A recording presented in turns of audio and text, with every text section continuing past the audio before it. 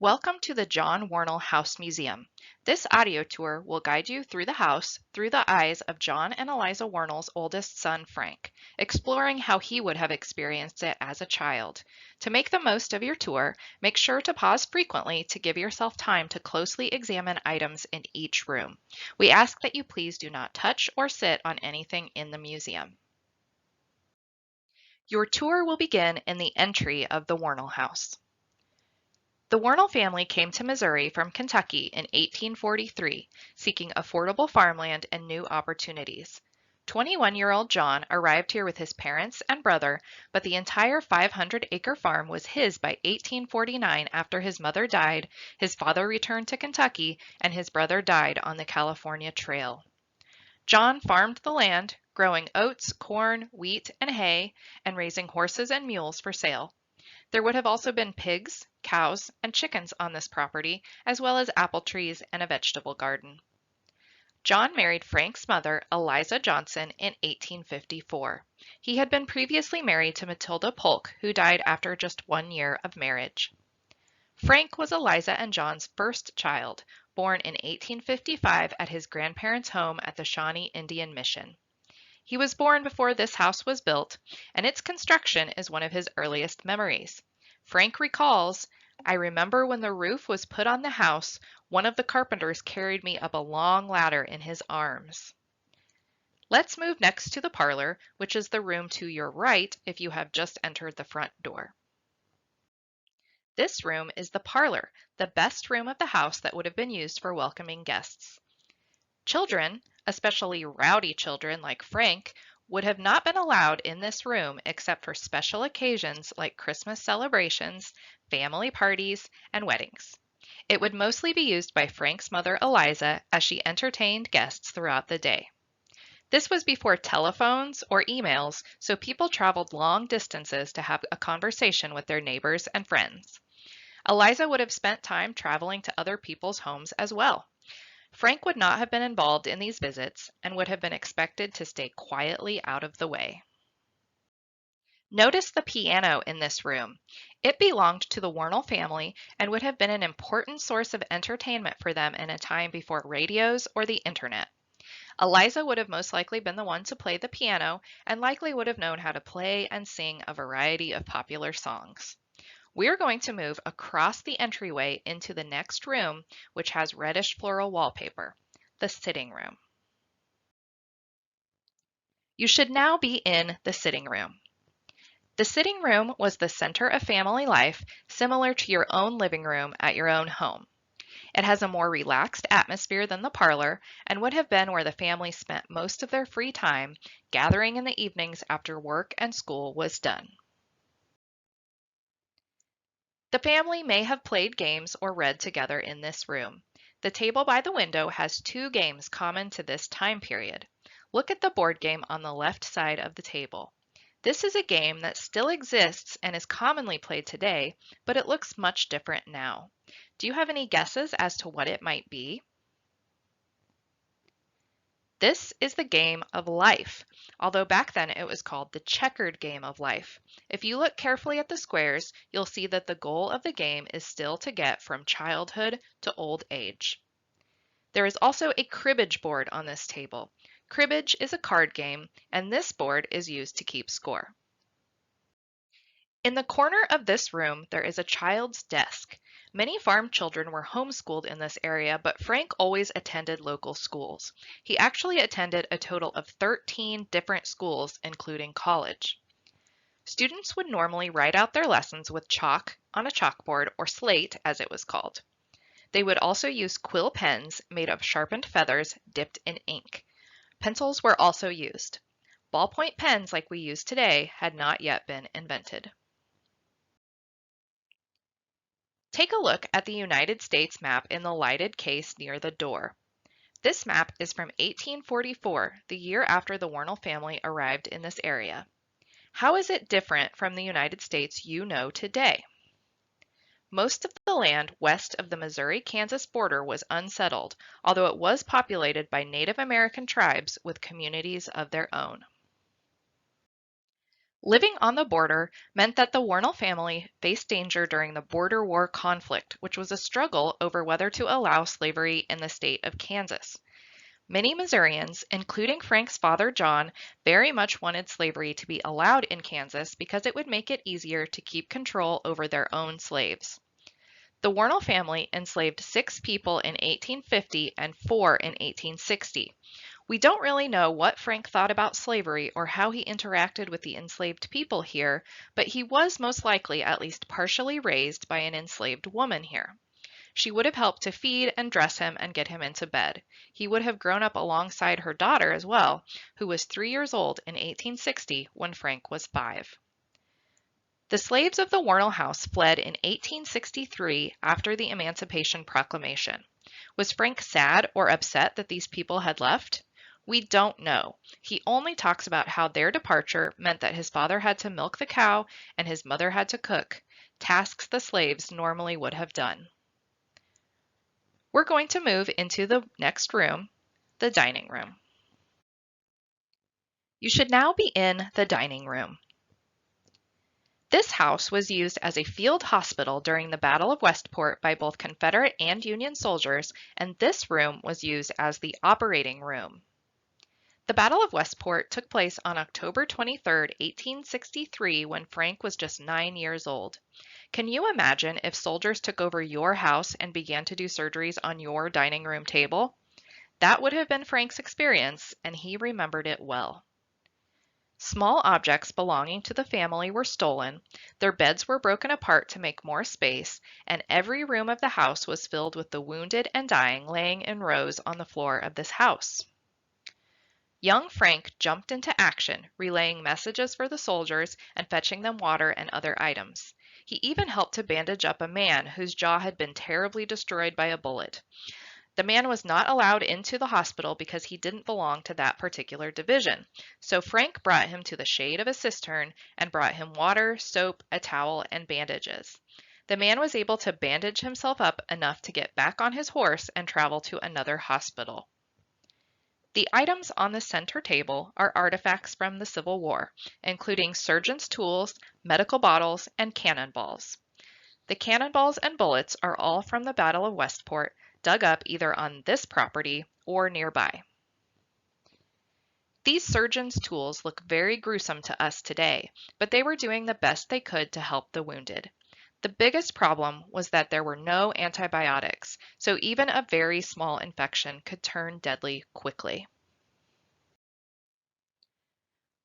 Where do you think the kitchen is in this house?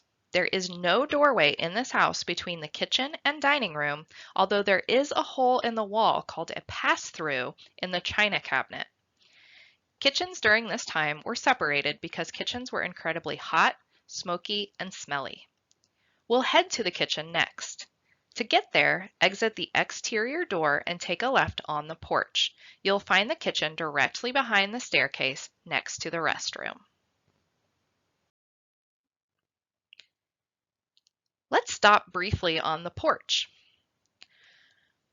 Horrifyingly, Frank witnessed his father almost hung from the railing above us. He was in the process of being robbed by Confederate rebels known as bushwhackers when they became angry that John did not have as much money as they thought he should. In a rage, the men created a noose and hung it around John's neck. Luckily for the family, a farm worker named Hans had seen the men riding up onto the property and alerted a nearby Union Army outpost. The soldiers arrived on the Wornall farm right on time. Only a few minutes difference, and the outcome would have been much different. Let's keep on moving to the kitchen. You should now be in the kitchen. The kitchen would have been the busiest room of the house. Not only would food have been cooked here, but slaves and servants would have churned butter, made candles, washed and ironed clothes, and the family would have taken baths here. Frank probably would have taken a bath once a week, on Saturday evenings so he would be clean for church on Sunday. The Wornalls practiced something called open hearth cooking. That meant they cooked everything over the fire, or by raking hot coals out of the fire onto the brick hearth. You can see a Dutch oven in front of the fireplace that is covered in ash and coals. This would have been how foods like cornbread would have been baked. Near the window, there is a trap door on the floor that leads to the root cellar. If you have a basement in your house, you know it is usually the coldest part of your home. The Wornalls took advantage of that cooling to store foods like fruits and vegetables. Frank also hid in the root cellar with his mother during the worst of the fighting during the Battle of Westport. The door at the back of the kitchen would have led to buildings like the smokehouse and ice house. During the Battle of Westport, Frank saw his mother almost hit in the head with a cannonball when she went outside to get some meat to feed the wounded soldiers. A cannonball passed so close to the house and to Eliza that her hair was blown down out of its pinned-up hairstyle. Frank was alone with his mother during the battle. His father was trapped in the town of Westport and was unable to get home or communicate with his family. Let's head back into the main area of the house. Return to the house the way you came, through the dining room, and make your way back to the entry. Use the inside stairs to reach the second floor of the house. Once you reach the upstairs landing, restart this audio guide to continue your tour.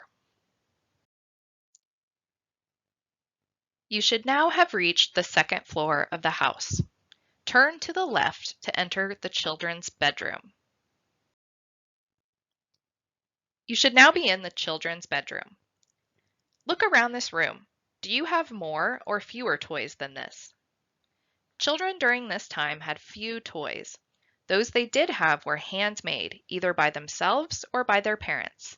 Store-bought toys were special, even for rich families like the Wornalls, and children would usually only receive one at Christmas. They also would have played much less than kids do today. They would have had many chores on the farm in addition to attending school and studying. Chores Frank might have done could have included chopping firewood, feeding and watering farm animals, and helping his father to plant and harvest crops. During the war, silly games or pranks could turn deadly. Once, Frank was playing on the balcony with a servant girl named Mitty, who was about the same age as him. Mitty was a troublemaker and dared him to yell, "Huzzah for Jeff Davis" at some passing Union soldiers. Jefferson Davis was the president of the Confederacy, so this was a very bad thing to yell at soldiers. But Frank took the dare and yelled as loud as he could. Later that night, after Frank was asleep, the soldiers returned and captured his father, threatening to kill him because they thought he was a traitor.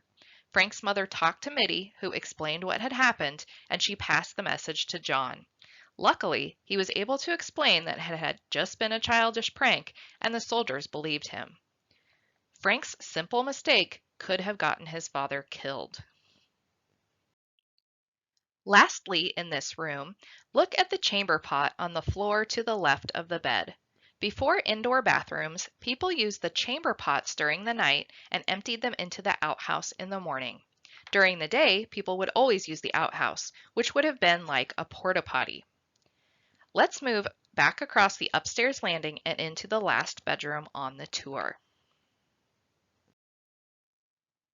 You should now be in the master bedroom. This would have been the bedroom of Frank's mother and father. When he was a baby, he would have slept in this room with his parents. Do you see the cradle in front of the fireplace? Frank's parents suffered through great danger during the Civil War.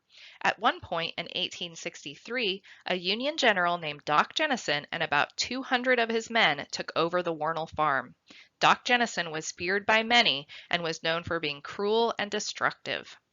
Over 8 days, they destroyed fences, burned crops, killed all of their animals, and Doc Jennison used the family's parlor as his headquarters.